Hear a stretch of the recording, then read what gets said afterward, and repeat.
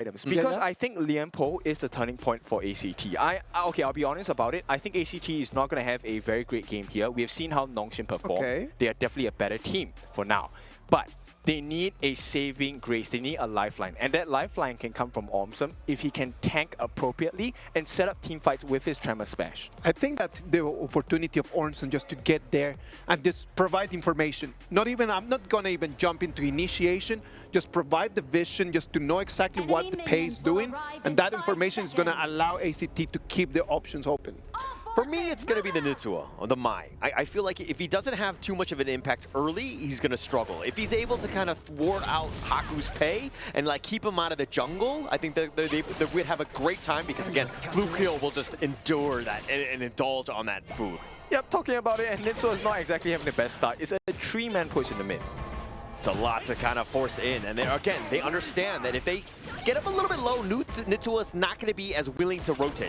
Okay, so this movement by A.C.T. actually is a good one because number one, they delayed that. Oh, the flash switch, no real chance. Kyung-nan running them down. Kyung-nan comes in, takes it, forces the flash out, and switch is going to be sent back to base. He's back with vengeance, man. Kyung-nan first blood for him, and Ormsum, absolutely nothing he can do here. Yeah, I mean, look, Nongshim wanted to perform. They didn't really get to play Honor of Kings because, again, the pace was put on them. They were very defensive in that OG series. This is that first game where they're like, hey, we want to be the aggressors. We want to be in your face. They played only for 20 minutes, and then they were sent back to the hotel. You actually timed it? Oh, my gosh. That's true.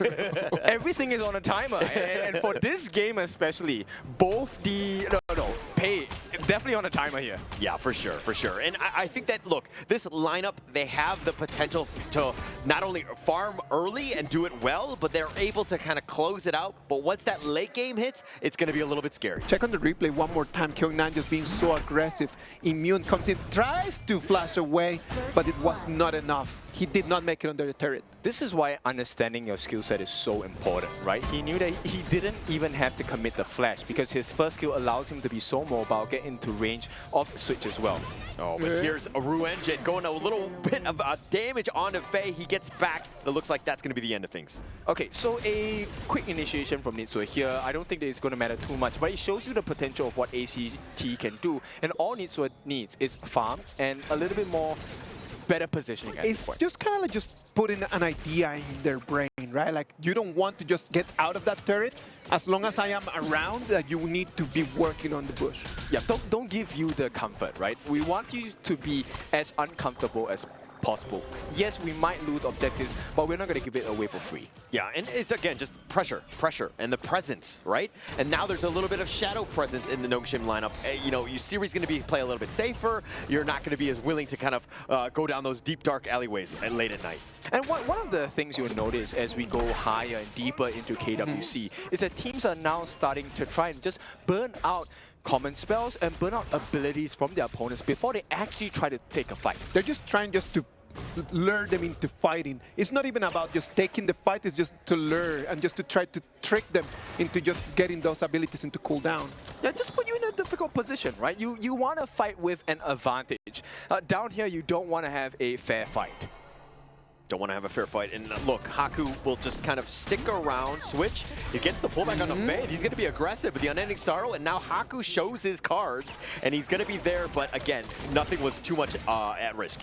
Okay, but they made Faye burn out his ultimate, and with that, they can actually look for other plays elsewhere in the map. All right, so we're already 3 minutes and 30 seconds in the game. We can see that everything is extremely leveled. We have a Nongshim RedForce advantage, 1,000 gold for them, and that might mean a little bit of pressure for A.C.T. in this moment. And this is the Nongshim we know. They tend to farm well. It's the early game. Yes, there's only one kill on the entire game, but this is how they like to play. They kind of take that lead, then they slowly extract those minerals across the entire map to ensure that they've got that farm and let Haku get going. And I can assure you, at this point, Nongshim are definitely ready to fight. 4 minutes coming in. They have 2 meteors on their side. Armor Pen.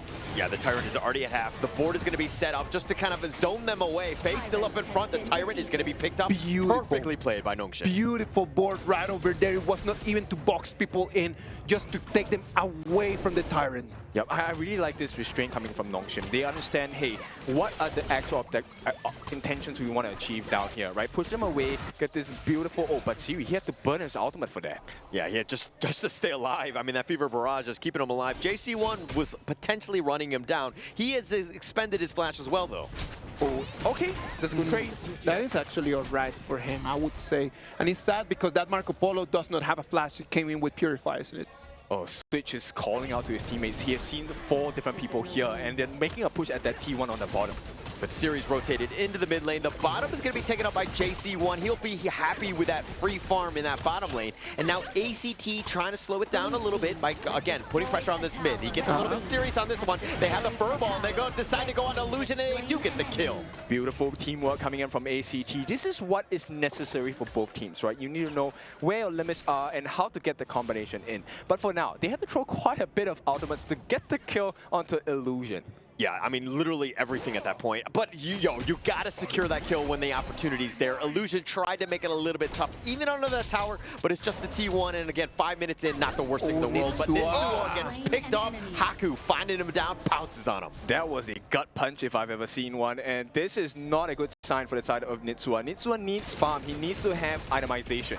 Oh, look at that. Respected Revolver right into the face of JC1. That teleport was coming down. JC1 eats it, and he will protect the bottom. But Haku over the wall finds JC1. I don't think JC1 survives, and Haku with yet another. The ambush. Haku right now, as Holler mentioned at the beginning, the person that we need to be looking forward to if we want to see Nongshim RedForce to take the dub.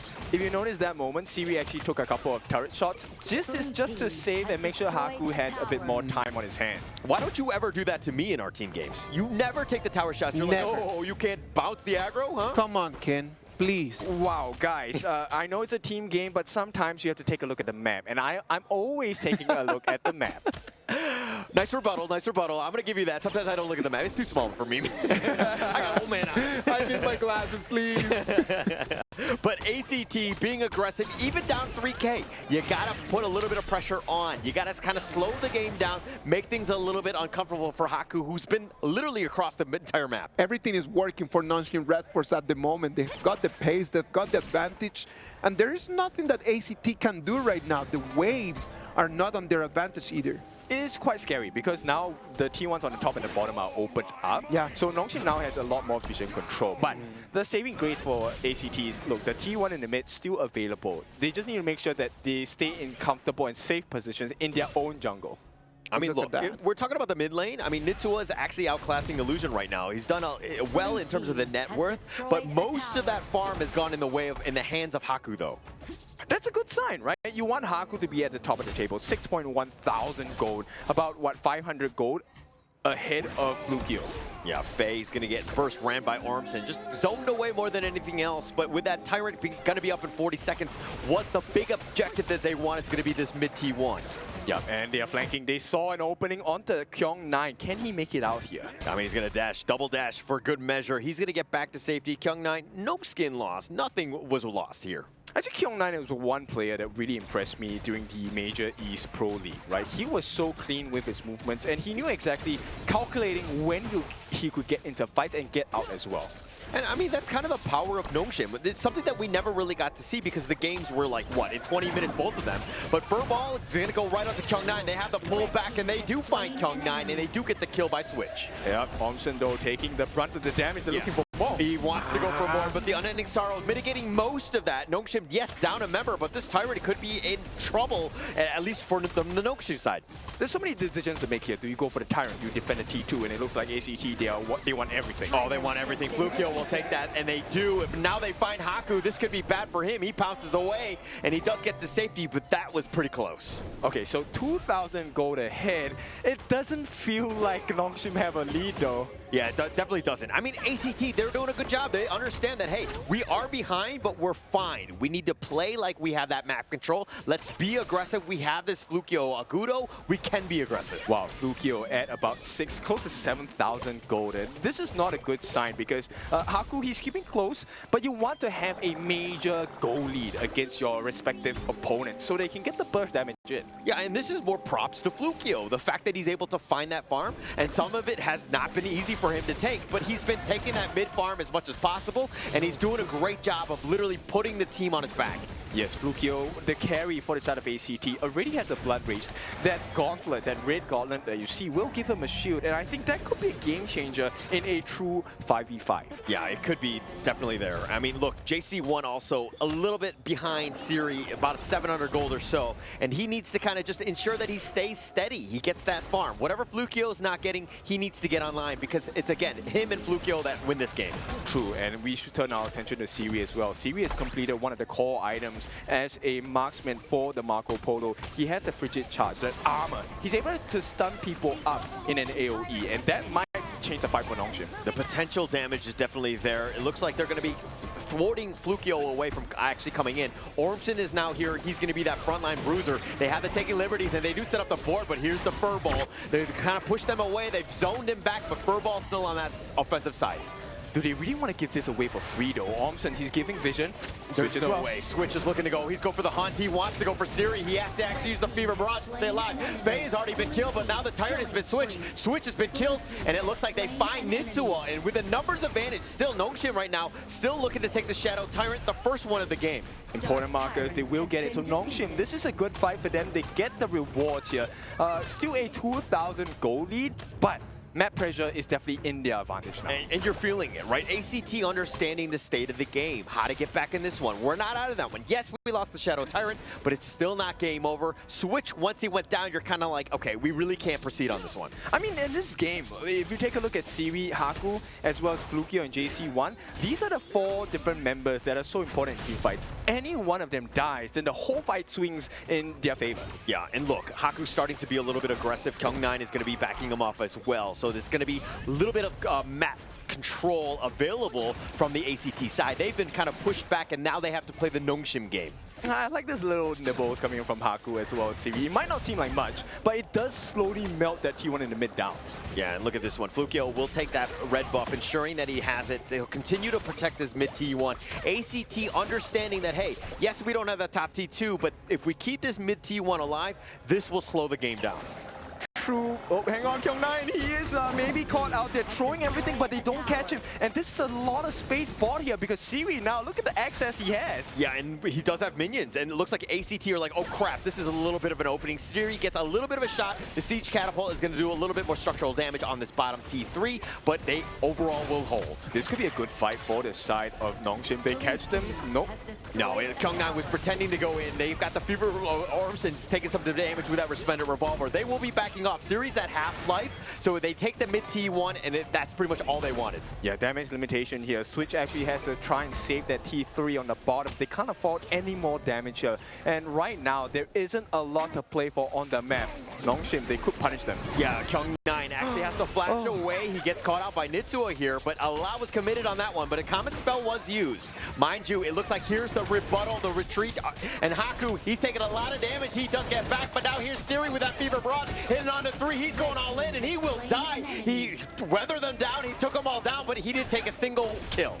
Not a big situation for the side of Nongshim here. A.C.T actually performing better than we expected. Ormson, very good calls, but the one player that I keep hearing here is Switch. He's making the calls, he's catching Haku out, he's catching Siri out. Yeah, and look, Haku, once he was starting to disengage, there was no reason for Siri to continue on. That Fever Barrage, just not that level at this point. You want that combo, you want the stuns, and then you can do that free damage, and not able to do it.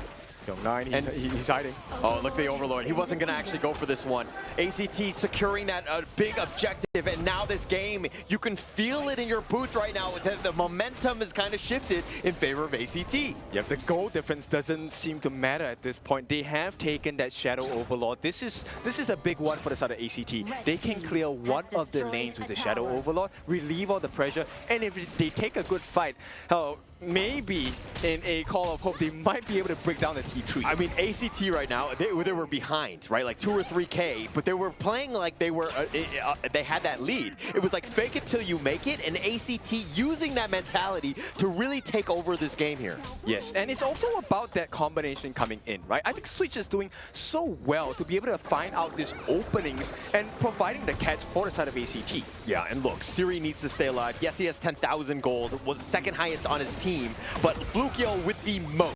the potential burst damage from this Agudo is very scary from the Nongshim side because, again, there's a lot of squishy members. Yes, and he's already close to being 6 slaughtered. Ormson now giving information to the team. Is this really a good fight for A.C.T, though? I mean, look, if they want to go for this one, they need to ensure that Nongshim are pushed away. They don't want to go on a 50-50 with the junglers on this one for that smite battle. Okay, they have an advantage in the lanes. The Vanguards are flying down. They also have the overlord on the top. Haku. Oh, they're looking to go for this one. And the burst ram, the Tremor Smash is not going to connect onto Haku. He goes back into return. But Ormson is on the run. Fluctuating taking a lot of damage. He gets over the wall, but he gets picked off. Haku finding him out. He looks like he wants to get for Ormson. That's a double thus far. The flash away from JC1. Nitsuo decided to go in for the Ruenge, but it's a 1 for 4. I'm not sure if you're going to do it. And he goes down as well. 4 members down. And now Nongshim knocking on the doorstep. It is a huge switch of an advantage. And Nongshim, this could be game. Switch, he can't do much here. Yeah, not really much. It's just one last hurrah. 1 versus 5. How are you going to get it? PA looks like Illusion will stay alive. And Nongshim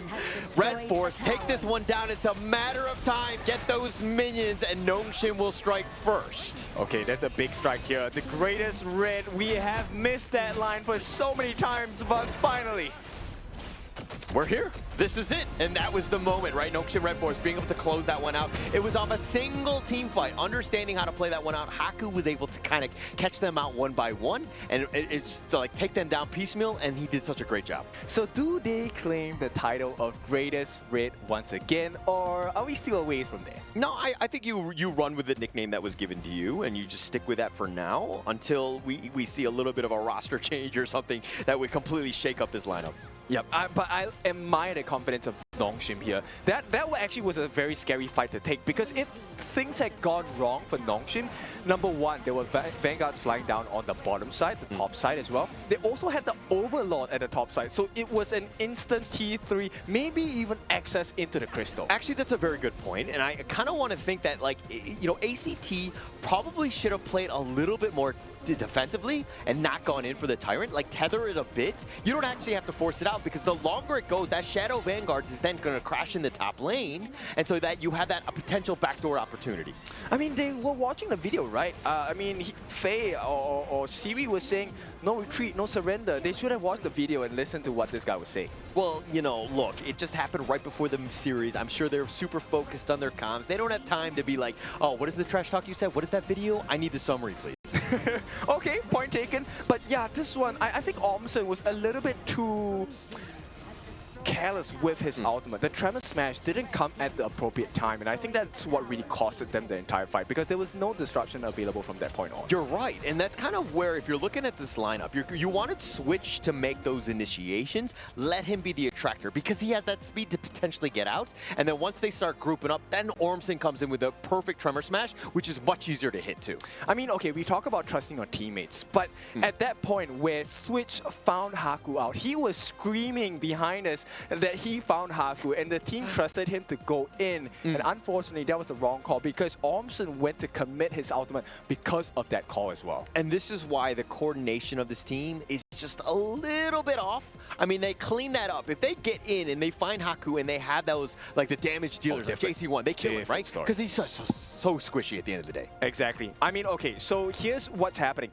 A.C.T, end of the day, you have to remember, they came from the grassroots level. So this is their first ever KWC. And I think regardless of what the result is going to be for today, it's a huge boost of confidence. Oh, it's a huge boost of confidence, for sure. And it's an impressive one, right? Being able to kind of play onto this level. It was not easy for Nongshim. It was kind of at a situation where A.C.T kind of, I mean, the net worth was definitely in favor of Nongshim, but they were able to kind of play the game, play the macro, play the board, and getting back in this game. But it was just that last team fight in the end. Exactly. And I want to point this out. Take a look at the difference of the team fight rate across the two different teams. Nongshim, significantly lesser than what was on the side of A.C.T. This means they were actually pushing a lot more waves. They had more map control, which led ultimately to the decision where, hey, do we want to take macro or do we want a team fight here? Yeah. I mean, look, if we're looking at this one, the big stat to me that's sticking out is the 0% team fight rate by JC1.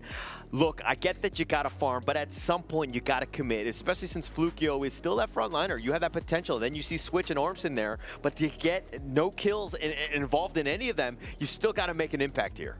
I mean, it's called farm lane, so aren't you supposed to farm? You know, I tried to do that in our game, and you were yelling at me. You're like, why are you farming? You're not killing, I was gonna say that. You remember it was exactly just like that. This farm laner just over there farming, and then King just yelling at him, why don't you come? Hang on, guys, hang on. I need to defend myself here, similar to how we played a defensive game. I did not shout at you. I just have a loud voice. Yeah. A loud lad. Yeah, definitely, definitely. Yeah, Dare I say annoying? Is that too far? No. Well, no. there are opinions and then there are facts. And the facts of the matter is, look, I like the itemization coming in from Haku here. He went for that last item, the Siege Breaker, and I think that was a nail in the coffin. Because when you dive him and you can't kill him, his lifesteal coming back is insane, and he's going to just knock you out. Yeah, and I mean, look, this was a must-win game for Nongshim. If they lost 3 games in the row, KWC, and you're like, all of a sudden, you're like, your tournament lives are at stake, that would have been a ton of pressure. But winning that game, and now they've kind of flipped the switch in that sense. A.C.T now have to feel that pressure. It's going to be a different ball game. How does A.C.T respond here? A.C.T is going to have to respond in some sort of way. Like the coaches are going to have to go back and then really think about a better plan, because Haku was just gigantic in this game, and that's the reason why he took the MVP. On that pay, A.C.T never had an answer for that player. Yeah. Take a look at the damage taken, 19.5%. I would dare say it is a little high, but that's exactly why they won. He was willing to take certain risks in this game, and that not just rewarded his KDA here, which is beautiful, by the way. Yes, okay, sometimes it does matter. But nonetheless, that decision by him to kind of bait out the different members of A.C.T Esports, big difference in the game. A very big difference. I mean, the fact that he took the enemy teams, 20% of their damage was on him, but he didn't die a single time, that speaks volumes about his play and understanding the limits of the pay and getting out when he needed to. I'm in fear. I feel like you're going to say something about my gameplay, about our rank. No. Okay. No, that's too easy. Wow. We don't take them like that. We don't take them like. We like levels of challenge that are different. But well, ladies and gentlemen, game 1 is done. What is it going to happen as we move into our game number 2? There are already some heroes that have been banned and some heroes that have been already picked. There's not going to be some problems in there. It's going to be a very big problem for A.C.T. Okay, if you take a look at A.C.T, Nitsua, yesterday he was playing the Yuhuan, and I felt like his Yuhuan was much better. And Yuhuan as a hero doesn't require you to dive as much. This time, Nitsua on the Mai. I think I like the gameplay he has given so far, but I think maybe Nitsua needs to take less of a risk here, be more of a team player. There were some times in where he just jumped in a very nice, flashy fashion, but did not get the result that he wanted out of that. Exactly. I mean, you can pop out the balloons, you can have like all the confetti in the air, but there needs to be a result, right? There needs to be a statement like, I don't know, happy birthday or baby boy, baby girl, or something like that. There was none. It was just confetti in the air. Yeah, and look, I think it's coming back to the trying something new and just understanding that, hey, this is right? It's a, top pick.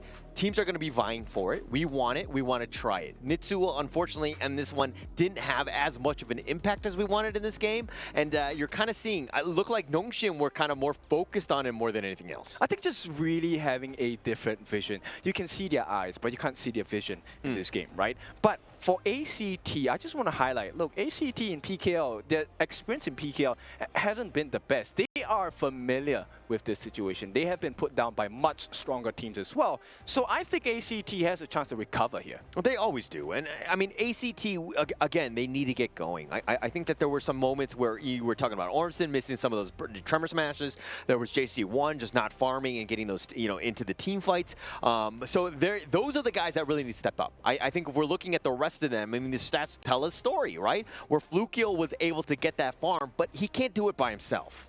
That's true. And to make things more difficult, we have YK, the coach of Nongshim RedForce. This guy, I always have to mention him whenever I see him on broadcast because the way he drafts is so smart. He makes life so difficult if you're the opponent coach.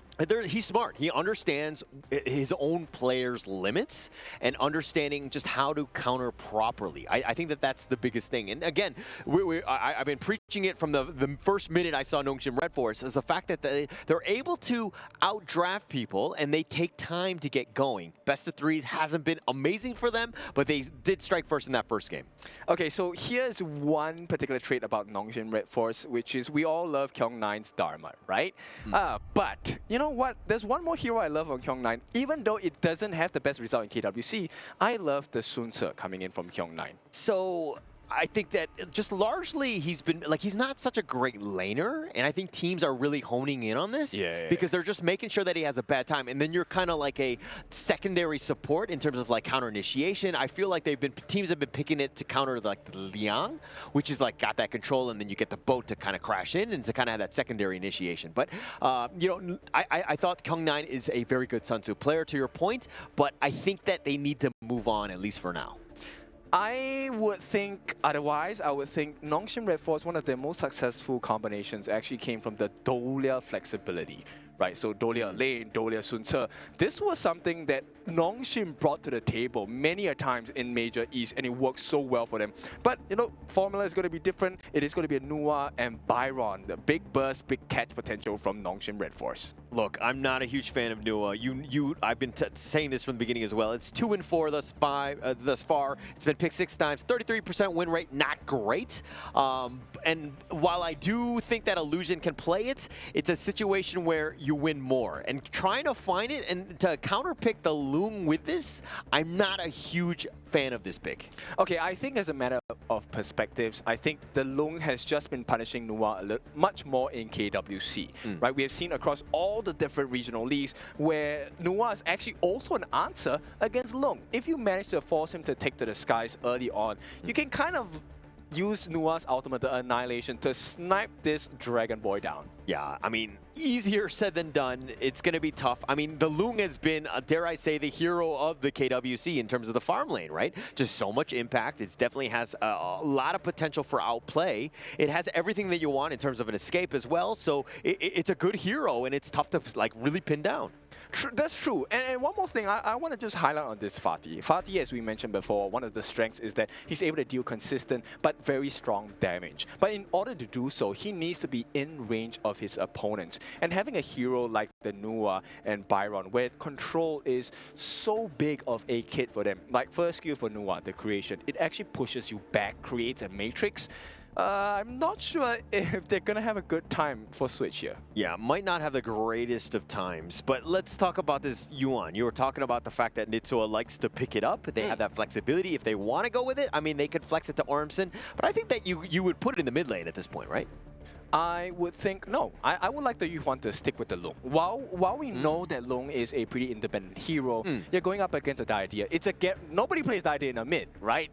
So there's going to be healing. And you want to make life easier for your farm laner. Now, Siri, I think one of the best players that has come out of the Major East region, but he still needs help. This is a team game. Yeah, for sure. So, okay, if it's going to be more of a Yuan support, you know, who are you looking to damage building as well? Then who are you looking to pick up for Siri right now?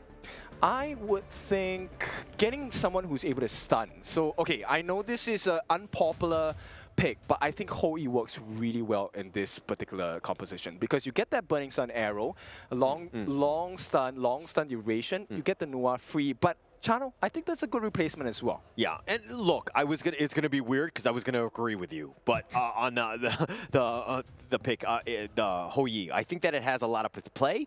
But if we're looking more towards the draft, Siri definitely favors the Chano. He really likes this hero. Yeah, because the wolves are so irritating, right? Okay, for all of you players out there, I'm sure you have had the pleasure of playing against a Chano and playing against a good Chano. The traps are, it's traps galore. You're constantly fighting not just one, but a pack of wolves.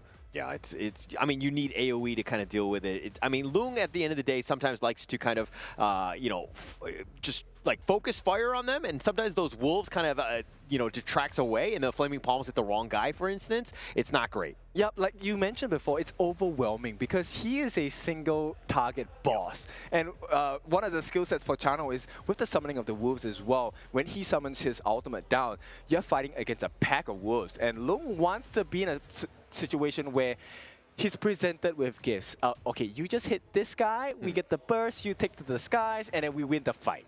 Wow, and in the end, they're going to give Haku his Ogryn. I don't think that caught me off guard in terms of how they would prioritize it, but the fact that it was picked last, that surprises me.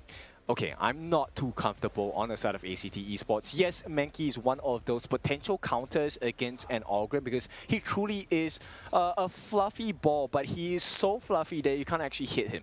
Yeah, I don't really... I mean, this is a traditional Nongshim lineup, if I've seen one, right? Yep. Almost everybody's playing on one of their top 5 heroes, you know, easily, right? I think that if we're going on to more to the A.C.T side, this is a tougher lineup to kind of play, and it looks like they do flex the Yuan into the mid lane with Nitsua. All right, so just go for magic damage then, right? And at this now point, I agree with you. Okay, great. Today is a special day, man. Yeah, it's I'm weird. so happy. Weird. What is going on? We should not be on the later shift. We're starting to agree with one another. What is going on? I mean, it's HOK. It's a buddy system. We're supposed to be teammates here. And here is where the important teammate is going to come from. Ormson on this mortar is going to be a difference maker because if he can perform his cannon blast, the second skill, shooting those stuns in, it could create a lot of sticky situations. All right, the pieces are on the board. Let's see who makes the first move. Quinto, Pujoler, this could be A.C.T's last game, or it could be Nongshim RedForce just moving forward. Take it from here. Thank you so much, Isaac. We're going to go into this one. Again, backs on the wall. How does A.C.T respond after that game 1? With grit, with persistence, right? I mean, this is why you pick up the mortar as well. Consistent stunts, you just keep shooting them in the face. And one of the things is just make life difficult for Illusion because he does not do well with stuns, does not do well with close range attacks. Yeah, I mean, that's going to be the biggest factor, right? In terms of just those setups. Like, Ormson needs to really be on point. I think him and Nitsua needs to really play better in this one and really step up and really just kind of answer the call because everything is on the line on this one. Yeah, for sure. And one of the benefits of having Ormson on mortar is you're able to kind of check brushes from distance, so you don't put yourself too much at a risk. Yeah. But it looks like a little bit of action. Faye will hardlink back to safety. Illusion has rotated as well as Nitsua. It's a 3-for-3 in the top lane, but they're just going to deal with the minions. I think Nitsua flashed forward. That might have been a misclick. Yeah, probably so. I mean, there was no reason for him to use a flash, and now this is not the comfortable position, but they do get the space right. Yeah, they're going to take that one out, but they go flash into Sword Strike. They find Nitsua, and they get first blood, which might be a little bit more valuable at this stage. And Haku continuing on. He's got the tether. He's not going to dive under the tower, though. Oh my goodness. How many times have we seen Haku take a lead for the team, and then they just go on and smash the competition? I mean, that's the Nongshim MO. I think that they're, like, from what I've seen, even today, right, just to kind of compare apples and apples in a way, OG are like that Ferrari that's going 0 to 60 in like 2 seconds. Okay, Haku looking to go in. Conductor of Souls find Nitsua. Nitsua might be in a bad spot. He's going to get seer stated, and he dies yet again. Okay, to be clear, the oh no was not for Haku. It was actually for A.C.T because they couldn't kill it. There was no way they could kill him, and, you know, Nitsua was not for at that point. That positioning, that area, and just, again, you're feeding the beast. This is the wrong guy you want to be giving any sort of farm to. Haku getting a little bit bigger. They play so well with the lead. Yeah, they're bringing the zoo here. I mean, they have the beast, they have the wolf, and right now, Nongshim,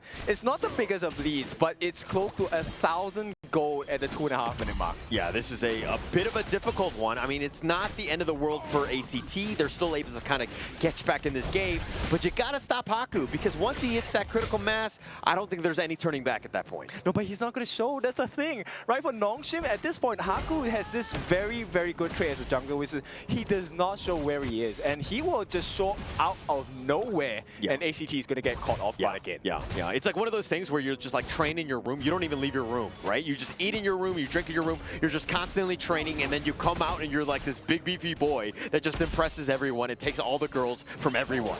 Oh, okay. Sounds a bit familiar. Sorry, a little personal. Sounds a bit familiar, but at this point, it could also be a horror story for the side of A.C.T, where the monster just comes out from the depths of the abyss, and Haku will try again. He doesn't care. Yeah, he's so strong at this point. Kyung9 has joined as well, but Switch kind of pushing them away. Here's the Conductor of Souls, finding Switch out as he gets sniped out. He does. Haku finds him, and they want to go for more. They're going to try to go on Flukio, who's also very tanky himself, but he's been pushed back by that creation block. And this this is one of the, side effects of having Haku as a jungler on the all grid. Even though Illusion probably had the killing blow, because of the passive of the CS state for Haku, he gets the kill, so he gets the goal, he gets the EXP. Yeah, he's just being greedy at this point, right? I mean, he has a 500 goal lead over Flukio. He's kind of taking over at this point, and he's being aggressive to the point where he can constantly push. He's not really scared. Yeah, and this forces the roam to go into the hands of A.C.T in the mid lane. This leaves JC1 super vulnerable against Seaweed. Seaweed might be able to force out the dragon. I mean, look, a lot of pressure being put on. Faye's going to heartlink back to safety. The Tarian is about to be started at this point. But A.C.T, I mean, are they going to go over the wall? Yes, the Dream Roam. He's looking to go in. He goes to the stolen. And Flukio with the highway robbery. Kin, what is the number to 911? Oh my goodness, but Flukio, hang on. They've got the thing inside the box. They find Kyung9, who gets cannon blasted. He's going to use the force field suppression. He will run away. This is that familiarity about A.C.T. You can put them in a bad position, but they will come back. I mean, Flukio with that play. I thought the Dream Roam was a little bit early, but it was perfectly timed. He did the 360 donut, got the Smite steal. Perfectly played by Flukio. I mean, that's why one word can have so many different meanings. I felt like it was a dream that he was going to get the steal, but it was a dream come true as Flukio actually got it. He got that one. He gets the steal on the Crimson. This is a bit of a shift. This is how A.C.T gets back. It's the small victories. Haku wasn't there to contest, and now Flukio looking to make things a little bit difficult for Haku here. Okay, but they have to like steal some camps or something, right? It's still 1,000 gold ahead for the side of Nongshim, and once again, they want to re-aggress. Yeah, they want to. Haku over the wall with that path of passing. He's looking to steal the Azure Golem himself, but Haku's still up in front. Flukio looking to trade, not looking to give that up, and it looks like Haku will take that and make his way on out of this. And they can't punish, right? This is the difficult part. This is why Nongshim's draft is so strong. Yeah, there's no catch at this point. There's no way to just like slow him down. Flukio, he's constantly tethered on a Flukio. It's like they're, blood brothers. Yep, so I think they need a burst, and until JC1 hits that marker, it's so hard for them to fight. Yeah, no chance, but JC1 with that Flaming Palm does connect onto Siri. He needs to just dash away. He gets picked off. Nitsua goes all in, gets that snipe in, but now Nitsua not in a great spot. He gets Storm Strike for his troubles. JC1 on the bottom side, he goes down, but Haku trades his life away. It's a 2 for 2 thus far. The shutdown going the way of Switch, and Kyung9 dashing away. He will be fine. It's a win for A.C.T, no doubt about it. They got Haku. It's a shutdown, right? So this is a huge swing. Yes, it's still 1,000 gold ahead for the side of Nongshim, but because of the lack of Haku's presence, now A.C.T has freedom around the map, and what a great decision by Switch. He tries to steal the ball, but unfortunately, stopped by Faye. Yeah, just a really well played there. I mean, just keeping themselves in this game. They're only down 1K. This is definitely possible to come back in, but DJ can break it down. Nitsua, I mean, he was doing so good, right? He actually held off 3 different members on the side of Nongshim, which allowed the rest of the members of A.C.T to focus onto Haku. Haku is not a hero you can kill alone. You need a team with you. Yeah, you need everybody, right? And it looks like, I mean, Switch was kind of up front, attracting so much attention on his own. So Haku was kind of isolated on the back line, and he wasn't able to kind of get that support that he needed. But Haku, still being aggressive, wants to put it down, is going to go for this Azure Golem. Yeah, Haku's like giving them a revision test, right? Hey, I have stolen once, what can you do now? Oh, like Haku looking to go for that one, but Flukio with that Smite does take that one for good measure. Nongshim, though, looking to still be strong, putting that pressure on. Only 1K difference, but they find it. They've got the box, and they do have him locked down, but Faye somehow gets the safety with that Heartlink, somehow surviving. Smart movement coming in from Faye. Actually flashed out to safety, and at this point, they're looking for the steal. Now they're looking to change things up. A.C.T looking to go aggressive, but Haku over the wall doesn't ensure that he gets that one. He does smite it for a good measure himself. Okay, I love this performance by A.C.T, but they need to watch the way they're suffering against the map control of Nongshim. And look at the bottom lane. Switch had made the rotation with that teleportation. It looks like Kyung9 is going to be making his way back into this mid lane. Nitsua level 9. A little bit of a struggle here, but look at this gold chart. Flukio 3rd place, falling behind Haku and Kyung9. Okay, so this is what A.C.T needs to do. They need to make sure that there is an imbalance. They need to continue putting pressure, but not give away kills, because the fact that Haku is top of the gold charts is not a good sign at all. Yeah, definitely not at this point. I mean, look, you want to ensure that you have that best chance of an opportunity to get back in this game, but I do like the way A.C.T are playing. They're not playing scared. They're looking to be aggressive. They're looking to invade and take what they can from Nongshim. Okay, so important itemization coming out from Nitsua here in the mid lane. He actually picks up the Venomous Staff. I'm not sure whether he'll go for the Frost Scar Embrace, but this is going to stifle the growth on the side and team fight potential of Nongshim. Yeah, but look, The Tyrant going to be picked up here. A.C.T. right under the noses of Nongshim. They were definitely within the vicinity. They knew that this was going on. Kyungnan kind of scouted it out, but not really much he could do. Okay, so Fluctuating looking for an opening. They actually give away the Azure Golem to Haku. I don't know if that's the best decision here. Yeah, and A.C.T. now looking to put pressure on this mid T1. The force field suppression onto Kyungnan. The Annihilation gonna be a little bit off the mark in that way, but not really connecting on anybody. It looks like both of these teams are gonna disengage. It's so smart. Haku is actually buying time so that Siri can get that T1 on the top. Yeah, very smart play. I mean, that was a free one for Siri. You gotta get this guy going as well. He's winning the farm lane matchup, which is AC1 might be at risk here. Yeah, might be at risk. We'll see how that one goes. Kyungnan's still there, but he does have Ormson to back him up. Flukyo and Haku, these guys have been bashing each other since the beginning of this game, and it looks like they're, again, gonna just like back off at this point. Yeah, pillow fight for sure, right, at this point. And for now, I think, look, I'm impressed. A.C.T. actually holding on to that 1,000 gold difference. They are really hanging on in this game. Yeah, I mean, doing a great job, right? At some point, you were talking about the fact that Nongshim, when they get that lead, they're very good with that. But they've been doing a good job of just finding farm where Haku isn't, contesting as much as possible. Exactly, and T2 now under pressure on the bottom side. So, you know, Kyungnan is forced to rotate to that. Now, Flukyo, does he really want to contest this objective in that blue buff? No. Yeah, I don't think so, but they are grouping up around. They know that the Shadow Tyrant, ever so important, especially that first one. That damage buff is huge. We have to keep our eyes on Ormson. So far, he has been the difference maker. Yeah, Faye gets Heartlinks, he gets back in. The Tyrant is actually going to just go back into his lair. Look at the flank. Switch is going to be there. He's waiting in the brush. Who's going to be spotting him out? Haku now. It looks like Kyungnan finds Switch. Haku over that wall. Not playing scared, but that mid T1 taken out. A.C.T. using their positional advantage to take a tower. So smart. And Nongshim, maybe they want to look for something else. Yeah, they got to get revenge. They got to force something. But the mid T2, both of them, the Annihilation, they find into it. So that's at least some catch. Flukyo with that Dream Roam. Here's the emergency. Wants to go forward. But Flukyo too tanky, but not fast enough. Haku tethers him down. Gets that kill. He continues on, and now with 5 members and a 2-man power play, they're now looking to just repeat it. No, they're going to go for the Shadow Tyrant instead. Yeah, now with Faye, there is heals galore coming in for Haku. They can take this Shadow Overlord, Shadow Tyrant for free. They're going to try on the side of A.C.T. This is a huge risk for them. It is a bit of a risk. They will take this. The Overlord is going to be taken in as well. They're looking to trade, but they've taken those 2 kills for those 2 towers. Was that a good deal in that mid lane? I think, okay, if they don't die, Ormson, no. Ormson, he gets annihilated. He gets stuck inside the box. Nongshim are chasing them down. JC1 trying to run for his life. Faye over the wall, trying to get the pick up, and he does. And he gets on his dragon, and he gets on full control here. Yeah, full control. Faye was just a little too far. Haku was not able to really back him up. I mean, Faye got caught out. JC1 makes him pay, and he says, hey, you're going on me? Let's go, brother. Exactly. I mean, this is the attitude you need to have, right?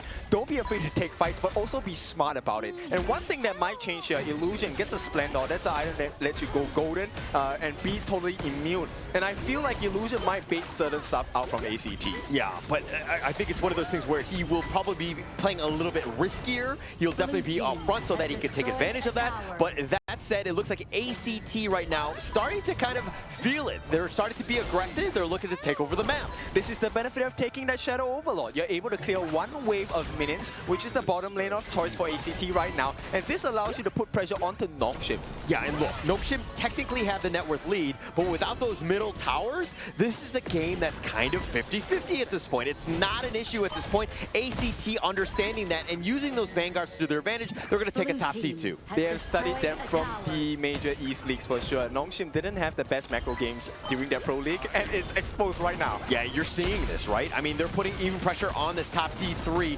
Kyungnan is there, the Annihilation, not sniping him out. He gets on his Draken, but Haku's still up in front. Switch is going to be backing off. Illusion not able to kind of connect them. Do they get the catch? If they want to go on to Switch, they get the Destined Encounter, slowing him down even more. The Dream Roam into Flukyo, and that was like a perfect disengage by A.C.T. Yeah, nobody falls, right? And also, now they have to deal with the wave at the top, and they get to play that game, which is long-range poke on the side of A.C.T. A lot of poking and prodding, and Nongshim not getting anything out of that. Yes, you chased them away, and they're outside of your base, but what did you get? You didn't get a single kill. A.C.T. playing that one to the T. You know why they're having success? Because Nitsua is going for the magic build. Okay, no, look, as a mid laner, Yuan, I agree. That's the way you want to go. They need some damage to really help mitigate this, right? You're going to put a lot of pressure, or you're going to take off the pressure off of JC1's shoulders to really do that damage. Okay, but there is a big difference maker here. Yes, not a lot of goal on this Nua Illusion. Had to sacrifice for his team. But he's really close to either the Savant's Wrath or the Tome of Wisdom. And the fight will change majorly if he gets that burst potential. Yeah, but Kyung9 on the run at this point. Illusion, again, you want to get Haku going. He has a sizable lead, even in the jungle lane against Fluctuating. So this is the matchup. Again, he is the raid boss. You're staying alive. You're just locking them in so Haku can take them down. But for the first time in a long time, JC's positioning is pretty sick at this game, right? He's staying close so he can get the burst potential, but not staying too close that he gets damaged by the Nongshim lineup. That's the perfect positioning that you want when you're playing footsies with them and keeping them at arm's reach. You're understanding the limits of your hero. That's the perfect place. But Kyung9 getting dove on here by Switch 1. They're looking to go. They have the Destiny counter right onto him, and they find Switch, who is doing some serious damage onto Kyung9, and now Nongshim, the great chase. Who else do they get? Faye has been setting it up. He has to flash back. The Annihilation on, but not too much damage. The Dream Roam keeping Fluctuating alive. It looks like that's going to be the end of this chase. Yep, Ormson and JC really pairing up really well. At the same time, Fluctuating always consistently looking for an opening. While Switch did give his life, hang on, this could be an opening. Nongshim not actually in a very comfortable position now. Not at all. I mean, it's tough. Fluctuating is still that frontliner. They really don't have an answer. Siri hasn't been able to burn him down. He's just been staying alive, being that tanky nuisance. Okay, so they don't want to, use the smite at this point. So Haku does secure the Azure Golem. Yeah, they do, and here we go. Looks like Faye has to back off. He's so low. The Annihilation gets the snipe out, and JC1 down for the count. Here's the Dream Roam. Fluctuating just running back. Nitsua has to flash, but they're under the tower. The box is going to cover the retreat of Nitsua. He does get back, but now Nongshim continuing on. Switch gets the snipe out, finds Siri, and that's a huge win. They even get Faye and Switch with a double. So back and forth, both the farm laners down, which means it's not a very comfortable fight for either side. Now Illusion, he's hiding. If he makes this play, it could change the state of the fight. Oh, Switch, I mean the fatigue just completely you think you got him, but those dashes, those bursts of slashes just can completely catch you off guard. Siri and Faye, both of them got caught off guard. Oh, they find Haku. He's fighting this 1 versus 4. They have the box and they're doing some serious damage, but here's the Conductor of Souls looking to turn this around. Do they have enough? Haku just slowly trying to get it to safety. Not able to do it. Fluctuating snipes him down, gets that kill, and 2-3 members down from Nongshim, and now this is going to be a free Shadow Tyrant in the favor of A.C.T. Major discomfort for the side of Nongshim at this point because it is Haku has been taken down. He's the tankiest member on the side of Nongshim. And the fact they get the lockdown, that is insanely good from Ormson. But why is Haku going in? Siri and Faye were both down. You have only 3 members. You're going into the heart of the enemy team, 1 versus 5, and you're trying to use your path of passing to safety. It's not going to work. I mean, Haku, he does have his ultimate. He did have his Blood Rage as well. So I can understand the confidence, but in times of stress, decisions are hard to make. Okay, well, when you're down members, I'm going to make the decision easy for you. Don't go in. Okay? Yep, and that might have been the wrong decision as the T3 is under pressure from the side of A.C.T. Yeah, I mean, this is not a great spot for Haku at this point. I mean, he's still up in front. The mid T3 has already been taken out, and A.C.T. finding ways to take over. Even the kills, it doesn't really matter. It's all about those objectives. And Nongshim, with no catch, Fluctuating gets away yet again. Out of all the PKL teams, I did not expect A.C.T. to put up such a strong fight, but they are. The T3 in the middle is open, and for the first time, Nongshim in this game under tremendous pressure. Pressure, pressure, pressure. That's what it's been all about. The net worth has completely shifted in favor of A.C.T. finding ways to crack into this Nongshim lineup. This is a very predictable lineup. A.C.T. playing it well. Yes, the stunts coming in Ormson, we talked about it. All those stunts are so important in this game. And now JC1, critical mass. He has hit the strides. Power spikes galore. Power spikes galore. Haku's still up in front though, and this is a moment. Look at Switch in the bottom lane. It's going to make things very uncomfortable for Nongshim to want to leave this base. They have to deal with so many different lanes at this point. The macro game has not been in their favor right now. Yeah, this is one of the rare things. Look, I have not seen a team expose its weakness aside from OG, but A.C.T., a grassroots team, is actually doing it. I mean, Overlord is going to be picked up. Fluctuating doing such a good job of just pushing them away, making it difficult, but it looks like the box is going to be whiffed. The Storm Strike for good measure. Kyung9 just says, haha, you missed, but he's going to just back off at this point. The Crimson Golem is about to go. Tempest Dragon in about 80 seconds at this point. That one is going to be a spicy one because, look, until they can take out Fluctuating or Haku, both teams are in a very uncomfortable position. This is not a great spot. This is a tight little alleyway. The Overlord is just kind of, he's going to heal up, he's going to stay in his lair and just kind of push them back. Fluctuating is there. This is kind of in favor of them because, again, the Tempest Dragon about to be spawning, but look at how Switch is in the bottom lane, using this space to put even more pressure on that bottom lane. Okay, I would also argue this is a great situation for Illusion because that Mega Matrix actually fits right snugly in this Overlord pit.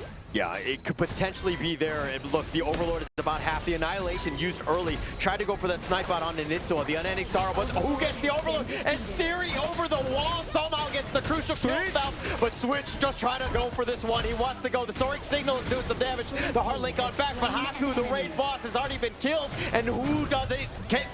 The Sage's Sanctuary forced Switch. He gets right back up, but Siri in a bad spot, tries to get the safety. He is so low. Does he go down? Oh, no!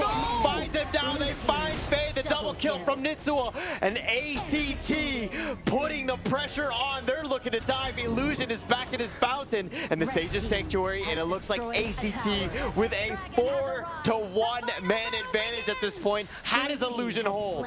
I have no idea, but he, for now, thankfully, because of the Shadow Overlord, they have to defend the base at this point. If they do not, this is a bad decision. They will lose 2 T3s in quick succession. One down at the bottom already. You look, if Siri doesn't get that steal, this game is over. They would have had those Shadows Vanguards. But now look at this. The Shadow Vanguard, why is no one recalling?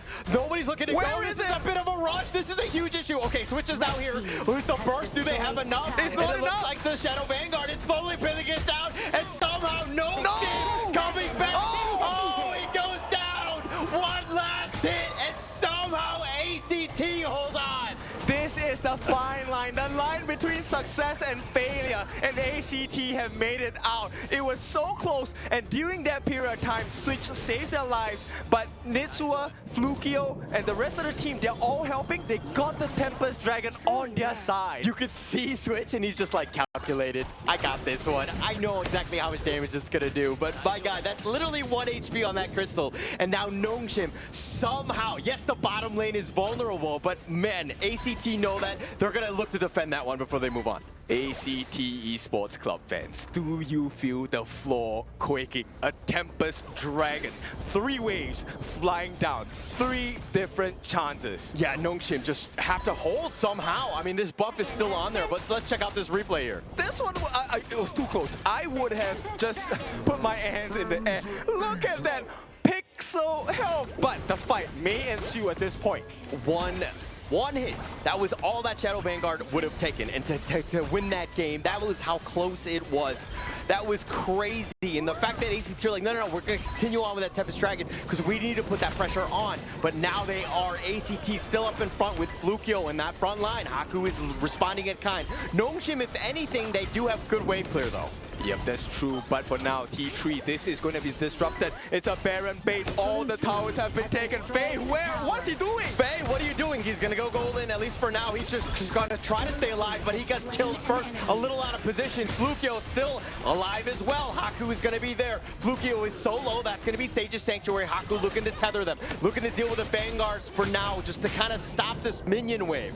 Okay, so this is a successful defense because Nongshim actually keep the Tempest Dragons at bay with out of the reach of the crystal, so the disruption does not happen. But once again, another attempt. A.C.T. Oh, the nice little 2-man stun. Siri back in. The Sage's Sanctuary. The crystal is vulnerable. Get the base. They go in. They go for the crystal. And the A.C.Ts take game 2. Always dare to dream. A.C.T, they did not expect this performance against Nongshim, but this is where at KWC you break all expectations. Never say die. Never say never. We're going to continue on to the bitter, bitter end. And that was as close as you get, right? I mean, A.C.T digging deep. They're like, hey, our tournament lives are not over just yet. I'm sure both sides feel very tired, but I'm very sure as well that they would rather this fatigue than have the battle for their lives in the lower brackets. Yes. I mean, look, this is it. I mean, the loser goes home on this one. There's nothing else at this point. I mean, you thought that Nongshim were going to be fine with that early game lead and to kind of keep themselves a good advantage, but A.C.T just finding ways to get back in. And again, I got to give props where props are due to Fluctuating, because my man was up front, taking everything, not scared, providing all the vision. He was so difficult for Nongshim to deal with. Let me double down on that. Ormson, my hero, his mortar was on point. The boxes was so great. And of course, we have to mention the hero of A.C.T that saved the entire game. My dear Switch with the Fati, that last pixel health save of the crystal. Look, if they won that game off of that Shadow Vanguard because they didn't recall back, A.C.T, they would have been devastated. Oh, like losing sure. like that when you won the team fight, you're like, oh, I got this one, I got the Tempest Dragon, we're going to continue on. That was that moment, that opportunity. But they were like, no, no, no, we got this. It's totally cool. Let's calm down, guys. I find that this is the most tremendous game because A.C.T is probably, in all honesty, the last PKL team you expect to be able to put up a fight against Nongshim and to put it in this particular way. I mean, look, all of the teams are very good, and to get to this level, you're seeing upset after upset, and just the potential there, but that Shadow Vanguard. What? Pixel, there was nothing. There was nothing. There was literally nothing. Bare bones, and Faye going in on this one is kind of suspect, right? Questionable, right? Let Haku still be that frontliner, and then you potentially go, and they got paid with their lives on that one. But A.C.T digging deep, finding ways to come back in this one. PKL dare to believe. This, if there's any time, Carl talked about heart, right? We want to have heart in this game. A.C.T is showing you what that heart is made out of. Steel and love and trust. I mean, everything. Everything that you would want in terms of a game. The drama, the back and forth of how that game played. Isaac, your thoughts on that one? I'm telling you, I'm just right over here, just looking at your screen, looking behind me, just looking everywhere. And this whole place was going crazy. Everyone in that last moment just thought that it was going to be for Nongshim. But then A.C.T stood up, and then they completely took this game to put it 1-1. I mean, it couldn't have asked for a better story, right? Especially in that game. I mean, just being able, the Shadow Vanguard literally one hit away. And I mean, I don't know if this is going to be, I mean, let's check right this over one. there. Look at It's like if you start counting and then you can see like how Switch comes in desperately. I don't think that he believed that he could have taken that one. I'm sorry about that. I don't think he did believe in that. He actually stopped for a moment and I was like, wait, why are you stopping? And then, look, there was nothing. Really nothing. I think he was pausing to make it as dramatic as possible because he did such a good job. But yeah, that could have been disaster had he not killed it in time. That truly was a spectacular moment, and these are moments you get in honor of kings. Crazy game. I think we all need a bit of a breather on that one. That was like a typical stock standard Nongshim draft. A.C.T were like, we know how to solve it, but we need to ensure that our crystal's at 1 HP before we win. True enough. And now, A.C.T, I want you to pay attention to their damage taken. This is the exact percentage of stats that you must have. Flukio on this Mengi, he's meant to be the tank, tanking over 230,000 worth of hero damage, close to 40% of the team's damage taken. Yeah, it's just so much damage. I mean, look, if we're looking at what happened, I mean, look, if we're looking at what Haku did, I mean, 216,000 damage dealt, 250,000 or so taken. I mean, the guy was still the monster that you needed, and you just needed a little bit more to get over that hill in terms of pulling out the W. But A.C.T were like, no, no, no. Look at the KDAs. Kind of underwhelming, but they played the macro game so well. They were understanding the objectives and how to just win the game. That's true. And let me put into perspective why that last fight was so spectacular between the two teams. Yeah. Both sides, they had their extra 20-minute Tempest items. These are items you can only buy after the 20-minute mark. All of them were there. Pure Sky Dome, and they also had the Moon Goddess as well. These are all items which require very strict timing to use. You need to use them only when you are comfortable and confident that you will win the fight. And with every single odd against A.C.T, they won. It was such an outstanding match. It just kept us at the edge of our seats all the time. every single minute that we had right over there, it was just us thinking, what is going to happen next? And next is going to be our MVP for this game.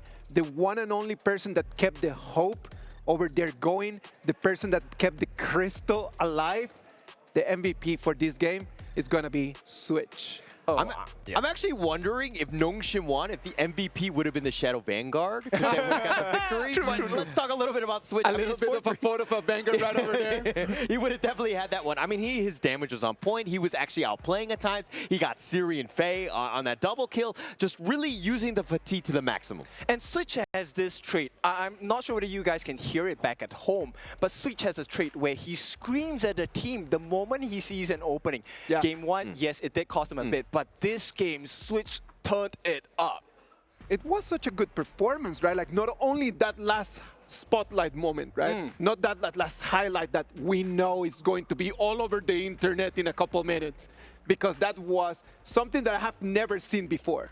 It's probably online already. Yeah, I mean, especially at that point, right? I mean, the fact that, like, you thought it was a mistake because A.C.T was, like, in the 10th strike, and I'm like, what are they doing? What are they doing? And you see that Switch is coming back, but I was like, is this enough time? And everything was just, like, perfectly fell into place for A.C.T to somehow survive and to take that game. I mean, if there's any series that lets you know that this is a tournament live series, this has to be it. It had every single marker that non-pixel health on that crystal, that turnaround by Switch, the catches, the full 6 slotted items with 20-minute Tempest items usage timing. It's everything you can ask for in an Honor of Kings best of 3 series. Yeah, and the worst part about this is that at the end of the day, one of these teams needs to go home. Yeah. Right, which is very sad. I kind of want to be like, hey guys, it's 1-1. That was amazing. Let's just have a tie. Let's just both move on. Say kumbaya. Let's move on. But unfortunately, that's not the reality of the KWC. One of these teams is going home. And we need to move forward with our game number 3. And sadly, there's a lot of heroes that won't be able to be right over there already, as we can see the global ban and pick board that tells us how is this going to be set up for game 3. Exactly. Now a couple more options are open, right? And I'm curious whether the early pick will be available for either one of these teams. I think that you got to prioritize it as much as possible, right? Prioritize it. I mean, look at this draft. I kind of feel like the Illusion Nua, not the greatest. Yes, you did a lot of damage. There was a couple of Annihilation snipes outs and things like that. It makes sense going up against the Loom, but just overall, it wasn't really for me. I felt like the Siri Chano just didn't really have the damage to really have the catch possible. Because again, Flukio was, how many times did he get away? That's true, that's true. I think this is where maybe a switch up into a Mai would have done great. And also Mai is one of Illusion's signature picks throughout the entire Pro League in Major East and even coming into here. Now, the question is, how has the confidence of Nongshim been shaken? Has it even been shaken in the first place? It has to be shaken for sure. Oh, right? I was going to answer for that because I was like, yes, it's definitely shaken. Of course, easy, come on. Easy. They thought that they had an easy game too, right? Like after game 1, they were performing so well, they were superior. They come into game 2, they thought that they had it, and just seeing how the crystal was not going to fall, in their brains, there's got to be like, yeah, no, we're not winning this game. After that crystal, they just said that they are not winning. Okay, so here's one more thing that might make a difference. A.C.T Esports Clubs, in the first 2 games of the series, they played the Agudo and then they played the Menki. Now, I feel like A.C.T Esports, it's time to turn the tempo up, go for that pay pick. Yeah, look, changing it up and putting the pressure on Nongshim, I love a team when they just won the last game going into a final one. I always feel like there's a ton of momentum, and it really helps them out. They're going to feel very confident, and they should be aggressive in this one. Okay, but here's the ace trump card from Nongshim RedForce, the Dharma, a Kyung 9 special. Yeah, he's going to be a beast on this one. I think they're enacting revenge at this one. But look, it's an elimination game. You got to put your best foot forward. You got to understand that, hey, there's no day but now. This is the moment you need to shine. You need to step up. Yeah, does Haku go for the Agudo here? They don't have access into the Organ anymore. He has already used that in game number 2. That's not an option for him to explore. A.C.T Esports Club, though, they do open up a very flexible pick.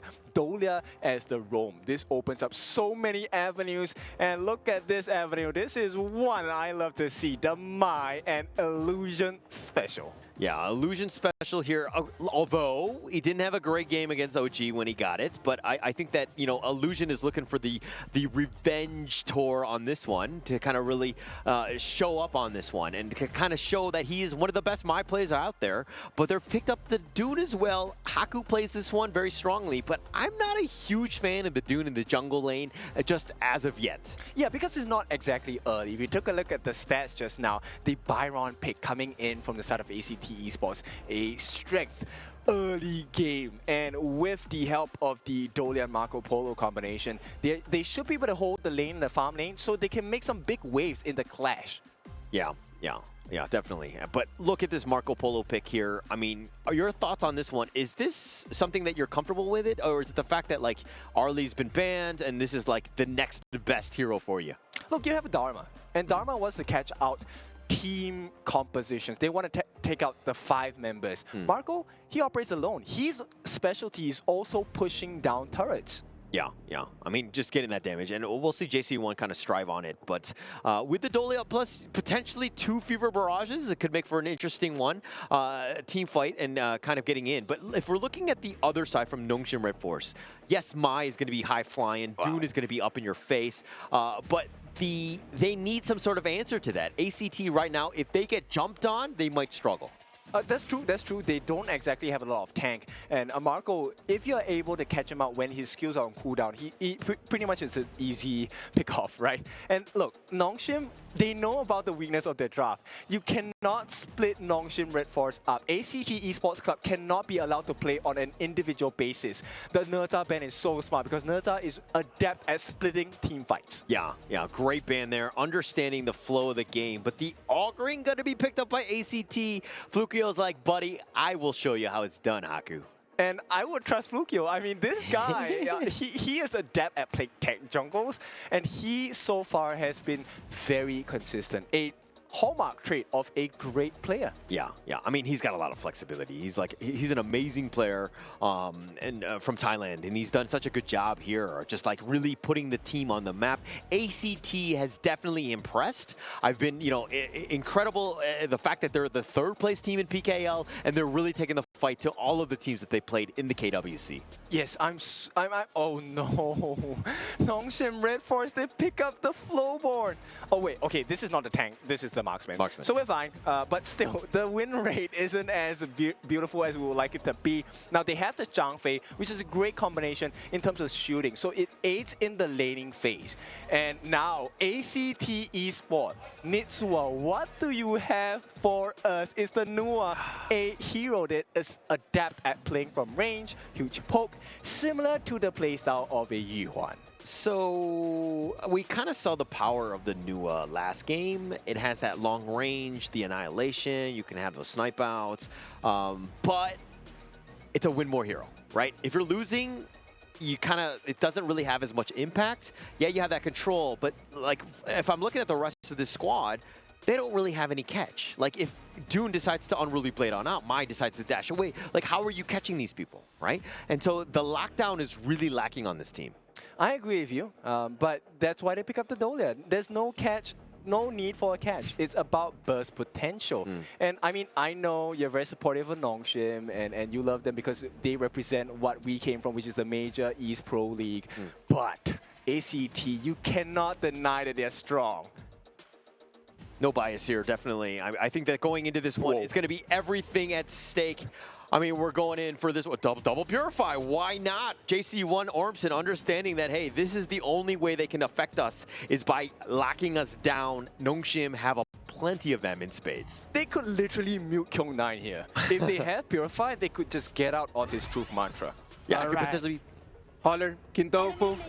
1 game, 1 shot, win and advance, lose, and it's all over. This is gonna be it. Is it gonna be Nongshim RedForce, or is it going to be A.C.T? We'll see that in a minute. Everything at stake going into this one. Final game for one of these teams. Who moves on? It's going to be interesting going in. If we're looking at the drafts, who are you giving the edge to, though, Kin? I prefer A.C.T, but only if the game goes well. So. Okay, okay. No, look, if you've got an Ogryn, you've got that late game secured. I think that you will be fine. I think it's really going to come back to Illusion and to kind of set the tone, as well as Siri. I want to see this guy step up. We haven't really seen him play the typical Siri games where he just takes over. Yeah, because there's no space, right? And I think A.C.T, this is a very different A.C.T team. Yeah, and Kyung9 actually fighting 1 versus 3. Illusion will join, misses the Kachusin. And Illusion, buddy, you got to step up. You got to start hitting them. Yeah, you definitely need. Kyung9 actually manages to secure that camp for himself, so he is having a level advantage against Switch. Look, let's talk about this bottom lane. I mean, Flowborn Marksman, definitely a newer hero, so some people might not be as familiar, but going up against the lane matchup of Marco Polo, your thoughts on this one, Kin? Very hard, because Marco Polo is actually such a mobile hero. He will be able to avoid the skill set on the side of Siri here. And at the same time, the decisions made by A.C.T so far have been much better. Ormson choosing to support Nitsua in that early game allows him to get that earlier extra lead in terms of wave clear. And we saw that in game 1, right? Where, you know, Nitsua didn't have the greatest of games. He was definitely focused quite a bit, but Haku in a bad spot, they had the coalescence. And with that Illusion play, that stun onto Fluctuating, slowing it down, Haku still kicking and screaming. Okay, Illusion doing a very good job of saving Haku's life there. That would have been scary, but Siri... Emergence, the flash away, that was a commitment, and he didn't actually commit the emergence as well, so just all a bit of a bait in that sense. But now A.C.T putting the pressure on. I mean, yes, this net worth is a bit of a tie, and it's a bit of a wash at this stage. Still too early to tell. Definitely too early to tell at this point, but hang on. They're going to group up 3 different members. They want this advantage. Rotation is so important. Rotation speed even more important. Definitely. And look, Siri's left kind of by himself. Faye doing the rotation, providing vision, seeing what jungle camps they could potentially steal. Nongshim doing a good job, and they'll take the Sprite in the top lane. Okay, that's a big opening. Okay, look, I know I have repeated this before, but I do not expect A.C.T to match Nongshim in terms of gold. Oh, but the Fever Barrage, that's the first one. Finds him, the emergence, they're potentially looking to jump. Faye will now join, but Nitsua not able to get any more.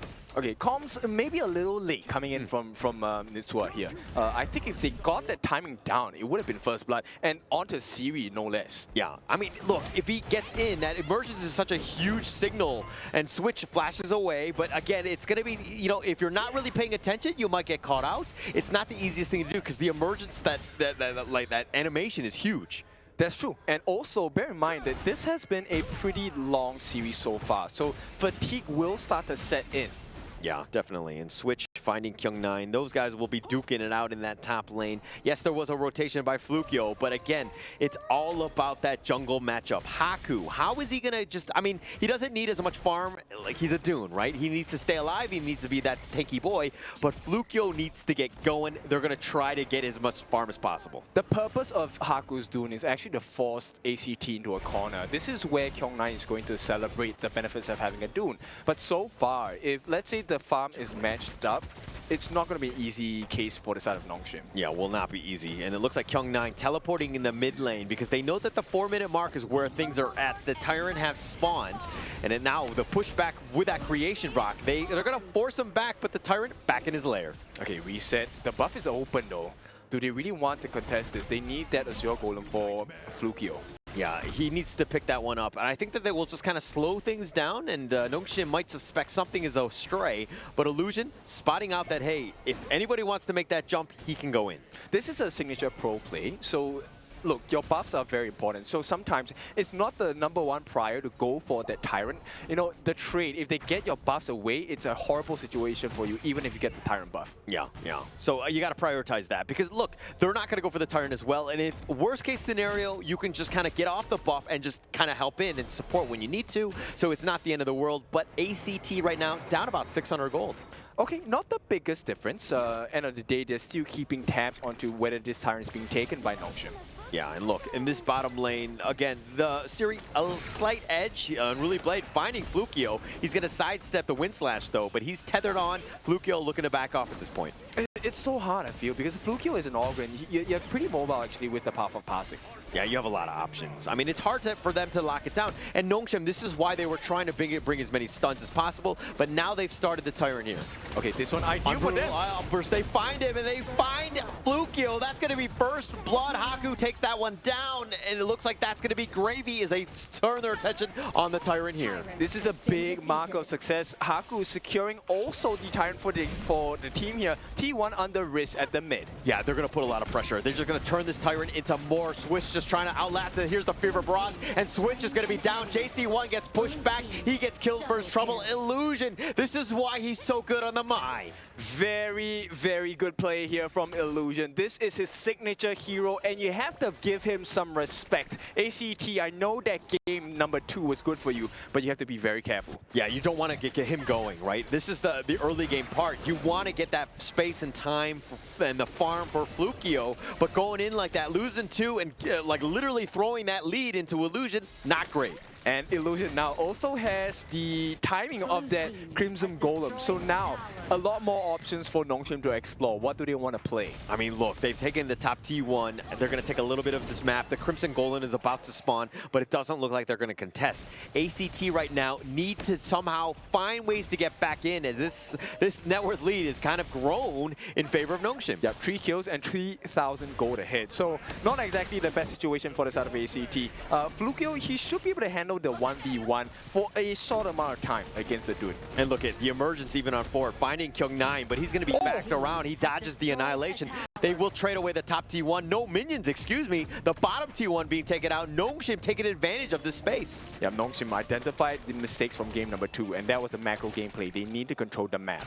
They need to, definitely. But A.C.T on the defensive, on the run. They're going to huddle around this T2 top, keeping themselves alive. Look at how aggressive Illusion is being, and this is how you want to play the Mai. Exactly. Aggression, you get free poke damage. You also get information for the team. Now, T1 under pressure once again. Yeah, they're looking to go the Umbrella Outburst on the 3-man stun, and they find Switch, who has to use that force field suppression, but they've taken the mid T1. Illusion, though, has to back off. Here's the emergence, and it looks like Nitoa will join, but Flukio taking a lot of that damage. He will survive, though. Oh, good restraint. A lot of people will be asking, why didn't Nongshim go for the kill? It would have put them at risk at that big burst potential from Nitsua here. I mean, the biggest thing is why go in? You've already taken the mid T1. There's nothing to fight over. Yeah, you might get some kills, but you're kind of on the lower end. You need to stay alive. This is a smart play in the long term. Yep, it's not just about getting the advantage, but also keeping it. Yeah, definitely need that, right? And look at this. If we're looking at some of these, role matchups, jungle to jungle, the Dune over the Flukio, not the easiest thing to do, but Haku doing a great job in that jungle lane. Yes, and because of the lead, they actually have a pretty sizable kill potential coming in from the side of Nongshim. Now, if you compare in that farm lane individually, 1,000 deficit, Siri is going to slap JC really hard. Look, Siri needed to have stepped up in this game. I mean, if this team wants to have a chance at further rounds in the KWC, Siri, again, he needs to be the guy. He's doing a decent amount of damage. He's been putting the pressure on. This is what you want to do, especially as the full-blown marksman. Yeah, Kyung9. Oh, hang on. Though Winslash not going to be connecting on this one, but JC1 did commit the Fever Barrage just to stay alive. He's going to be pushing him back, but Nongshim, again, on Ruly Blade forward, Haku not scared. Okay, so great presence of mind. JC1, yes, there was a pressure. He gave away his ultimate, but did not use the Purify. Yeah, but look at this, turning it into a bottom T2. They've been pushed away. Nongshim doing a great job of understanding that, hey, we just need to push. When do we push is when we have that minion wave and we force them back, doing a great job and taking that one. And with a 4,000 gold lead, hang on. Yeah, but Ormson just limping away. He'll be fine. Nongshim, again, just sticking around in this jungle. This makes it very uncomfortable. A.C.T not even able to get near the Azure Golem, and it looks like Haku will pick that up with the Smite. And Haku having a Azure buff is a big win, because as a Dune, you actually burn through quite a lot of mana. So the mana regeneration and cooldown reduction is pretty important. Yeah, it's one thing to have the blue buff, but it's another thing to have the enemy blue buff taken away, right? That's the biggest thing, is just taking things away. Resources going into your hands, and you slowly choke them out, as now you have about a 4K net worth lead. Yep, and you control the timing of the buffs as well, which means that there is openings available where you can allow A.C.T to enter your jungle, but they realize there's nothing to take there. Yeah, there's nothing. It's a completely barren place. This is like looking like The Last of Us in that sense. Everything is completely open. Everything has just been stolen or looted at this point. But now A.C.T trying to find a way. They do not want to give up the Shadow Tyrant for free. They can't. This 10-minute mark, it's an enhanced version, so you get a lot more additional buff damage. Oh, the Unruly Blade on forward, finding the Wind Slash onto him, but Haku taking most of the damage. Faye needs to be careful. He Leaping Saber's in a bad spot. He's going to get back to safety. This Tyrant just looking to be pushed away, but the Annihilation on the Tyrant, who is just healing up. Nongshim now looking to go. The emergence for more of a scouting expedition. Switch still up in front. Tyrant at about half. They go for the Wind Slash. They connect onto 2. The Umbrella Lopper's on top of this, and they find Switch, and that's going to be the huge win. Haku, though, gets killed in return. He's going to change his life away, but they take the Tyrant, and that was huge for Faye. Yeah, but they're low. Haku is down. There is no more big tank available. Flukio, though, gets controlled up. Yeah, gets controlled up. Nongshim just surrounding him, and it's like they abandoned him. They let him go, and they had 3 members from Nongshim able to take him down. It was a 3,000 goal lead. Now he has snowballed.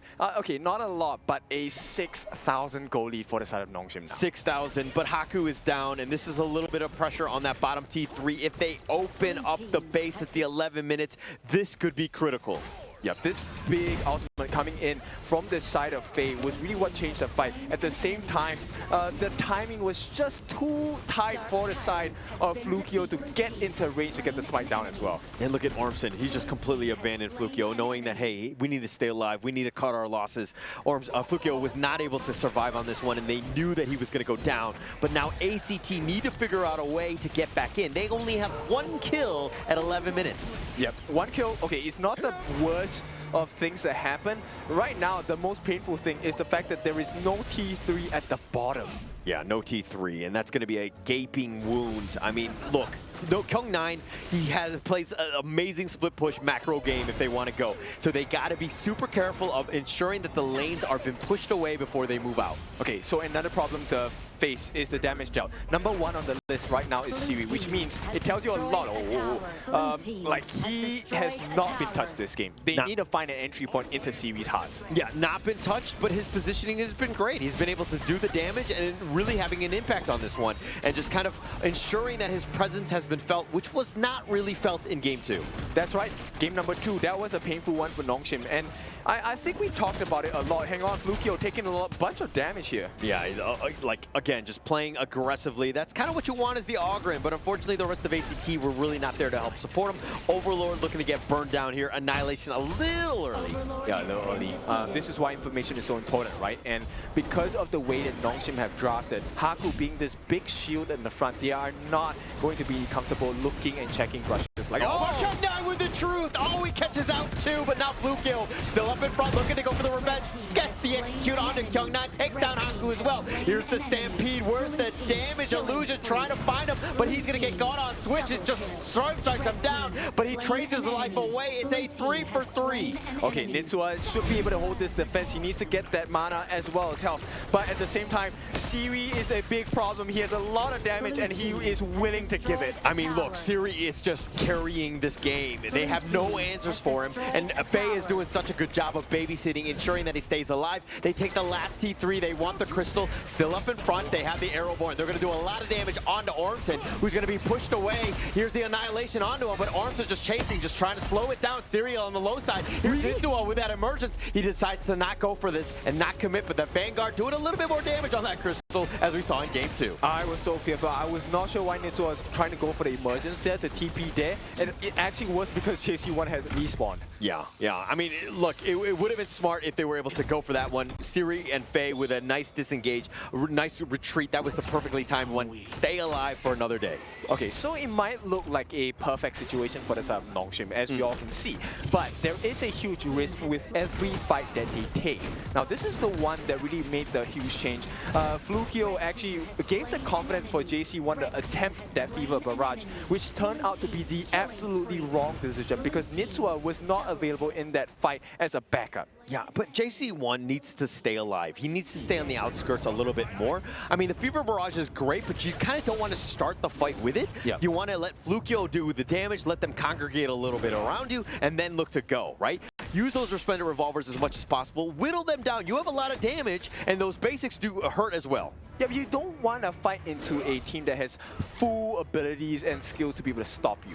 Yeah, it's more about that positioning, staying alive. And this is the tough part about playing a Marco Polo, because you're on a knife's edge at a moment's notice. Flukio at about half-life, he's going to go back to the fountain to heal on up. But now with these minions slowly pushing, Nongshim doing a great job of putting pressure on. Okay, but they're also doing a great job on the side of A.C.T of defending, right? Right now, it's really about, can they find Siri? If they can get Siri down, there's going to be a big change and big swing in the fighting prowess. Yeah, Siri at about half-life. That was an annihilation. That did hurt. They do have the Celestial Melody if they want to reload and go for a double barrel on this one. But the burst is going to be key. Switch still up in front there. Umbrella Outburst connecting onto 2 just with the pushback. This crystal is open if they want to go, but the Conductor of Souls onto Flukio, and it looks like he's going to be backing off. They want to go for Illusion, and instead he gets sniped out. Flukio finds him, and they will go back into the fountain. It's a 1-for-1 thus far. Okay, they hold on. They gave the life of Switch here, 40 seconds to go. More importantly, Flukio is alive, JC1 is alive. He does have access to his frigid charge. Right now, Siri has been threatened, but he has stayed safe throughout this entire skirmish. I mean, this is the biggest thing, Siri staying alive. If you're not able to lock him down, you're not able to do that damage. He has 14,700 net worth, 4-0-4. There's a reason why they're winning, but man, if A.C.T are able to draw a beat on Siri, they could potentially turn this game. Yep, A.C.T, they're hanging on. This is much longer than what Nongshim would definitely want. You are about 3.5 minutes away from the Tempest, and if it goes there, it truly turns into a 50-50 again. Yeah, and you don't want that, especially at this stage, right? The longer this goes, the better it is for A.C.T. I mean, they have the wave clear, and you kind of saw just how the siege that was happening by Nongshim RedForce was not able to continue because, again, they were just, the minions were easily wiped out. Yeah, Flukio did not check the brush there. Could have been a mistake here. Oh, the Aeroborn right on the Flukio. He's going to do some work. The Overlord at about half. Flukio not scared, understanding that he has options. He has that sustain if they want to go.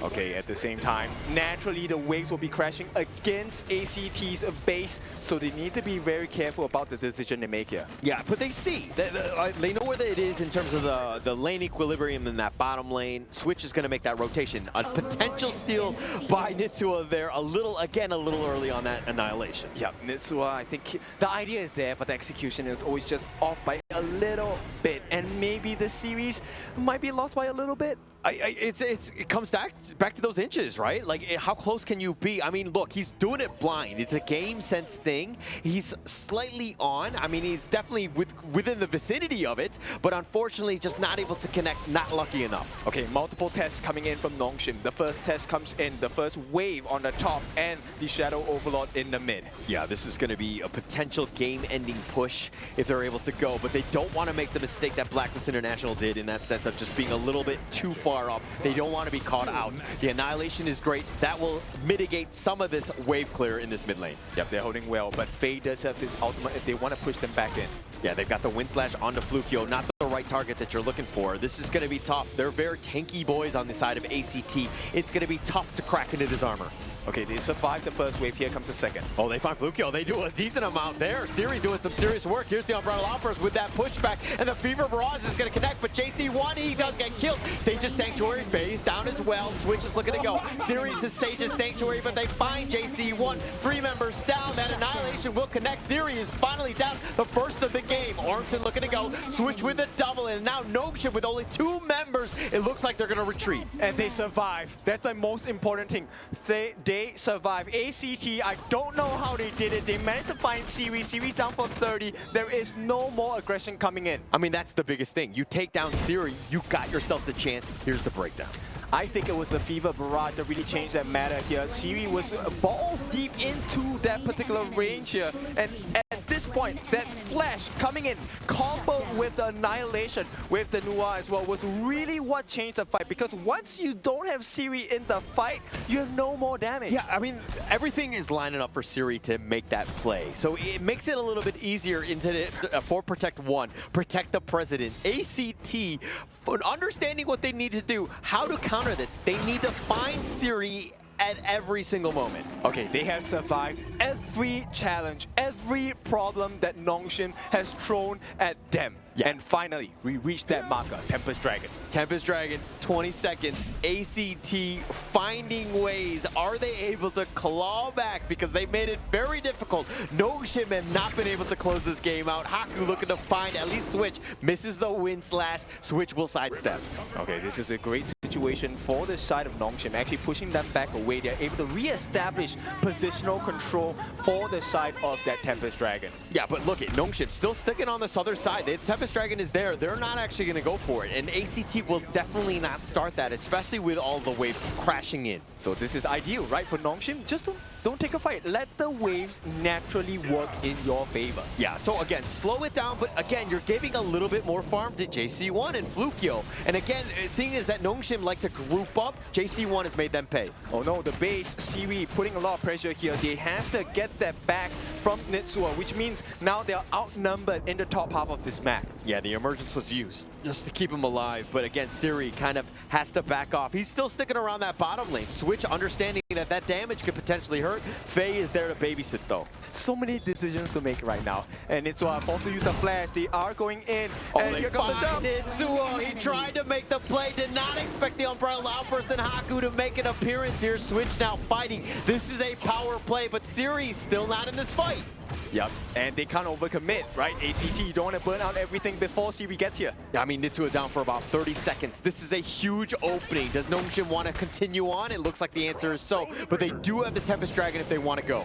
Okay, I think they might want to rush for this. I mean, this is a huge moment, opportunity if they're looking to go. They're trying to get the pullback. Illusion not able to find it. The Fever Barrage is doing a little bit of work, but JC1 is already down. Ormson is so low. Faye just trying to keep him alive with that Leaping Savior, and they find Switch. They find the damage. Fluctuating with a Blood Rage, and that's not going to be enough, and Nongshim move on.